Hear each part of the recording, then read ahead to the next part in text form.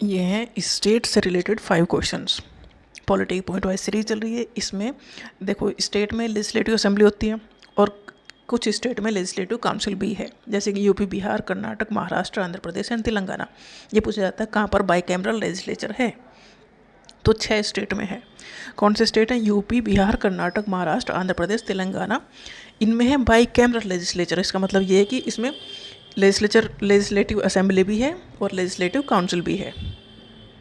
Legislative assembly हर एक state में होती है, लेजिस्लेटिव काउंसिल बस इन 6 स्टेट में है। तो 2 हो गई ना, इसलिए हो गया बाइकैमरल लेजिस्लेचर। ठीक है। ये पूछा जाता है किस स्टेट में है, कौन सी क्या है? लेजिस्लेटिव काउंसिल, क्योंकि लेजिस्लेटिव असेंबली तो सभी स्टेट में है। काउंसिल, लेजिस्लेटिव काउंसिल मतलब विधान परिषद, वो सिर्फ यूपी, बिहार, कर्नाटक, महाराष्ट्र, आंध्र प्रदेश एंड तेलंगाना में है। ठीक है। ओके। तो minimum age must be not less than 30 year in case of legislative council. देखो अभी देखा था ना लेजिस्लेटिव काउंसिल, जैसे कि पार्लियामेंट के 2 पार्ट है, लोकसभा एंड राज्यसभा। ठीक है। ऐसी स्टेट में है legislative assembly and legislative council. Council सिर्फ 6 स्टेट में है, लेजिस्लेटिव काउंसिल हर एक स्टेट में नहीं है, सिर्फ 6 स्टेट्स में है। ठीक है। तो लेजिस्लेटिव काउंसिल का मेंबर बनने के लिए दोनों के एमएलए होंगे, तो 30 ईयर्स की एज चाहिए लेजिस्लेटिव काउंसिल का मेंबर बनने के लिए, और 25 साल की मिनिमम एज चाहिए लेजिस्लेटिव असेंबली का मेंबर बनने के लिए, मतलब इलेक्शन लड़ने के लिए। 30 साल होना चाहिए कि आप लेजिस्लेटिव काउंसिल के इलेक्शन लड़ सकते हो, 25 साल होना चाहिए कि आप लेजिस्लेटिव असेंबली के इलेक्शन लड़ सकते हो। एमएलए बनने के लिए 25 साल उम्र चाहिए कम से कम। एक लेजिस्लेटिव असेंबली हर एक स्टेट में होती है। लेजिस्लेटिव असेंबली जैसे कि पार्लियामेंट में लोकसभा है, ऐसे ही स्टेट में लेजिस्लेटिव असेंबली है।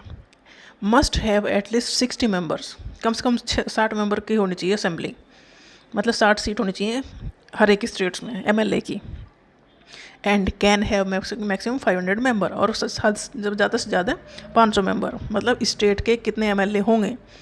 मिनिमम 60 होंगे, मैक्सिमम 500 होंगे। अब अपने स्टेट को डिवाइड कर लो एरिया वाइज, और उस एरिया से एक एक एमएलए जीत के जाएगा। कम से कम 60 मेंबर की असेंबली होनी चाहिए, मैक्सिमम 500 मेंबर होने चाहिए, उससे ज़्यादा नहीं होने चाहिए। इतना साइज होना चाहिए। Size of the legislative council में वेरी, लेजिस्लेटिव काउंसिल का जो साइज है वेरी कर सकता है, मतलब इसका कुछ फिक्स नहीं दिया गया है। It should not more than 1/3 of the legislative assembly. जितने मेंबर लेजिस्लेटिव असेंबली में है उस स्टेट की, उसका 1/3 से ज़्यादा लेजिस्लेटिव काउंसिल की सीट नहीं होनी चाहिए। ठीक है।